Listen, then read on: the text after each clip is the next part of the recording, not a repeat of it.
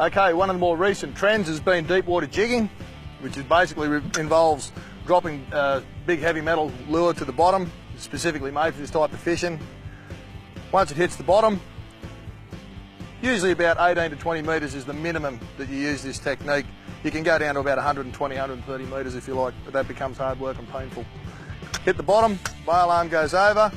Now rods like this thing here, this is one of the new the graphite offshore fin oars. This is actually an 80-pound rod, but it feels like what we used to use for bream years ago, is that light in your hand.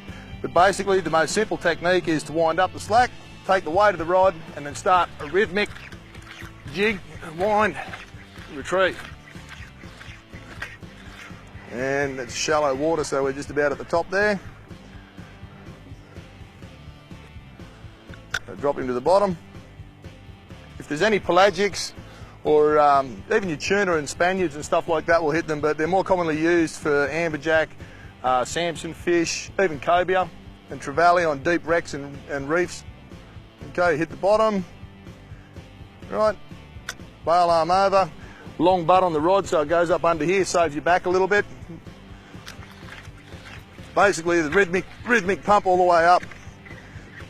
Righto, if you're jigging, say you're in 80 metres of water, and on your sounder, you fish 10 metres off the bottom, it's no use jigging it all the way back to the surface again than having to feed it all the way back down. If you're, say, on your sounder, you fish at 10 metres off the bottom, you work your lure up to 20, 25 metres off the bottom, let it back down. That way you spend more time in the strike zone.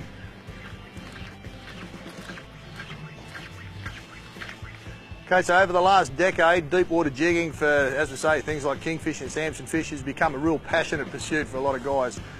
It's a very specialised technique if you want to really get into it. Graphite rods, braided lines, high-speed retrieve reels. You can use overhead or spin. There's reels in both spin and overhead designed for deep water jigging.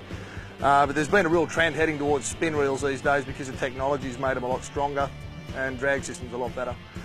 Okay, so yeah, if you want to go and hurt your back, go and give some jigging a go.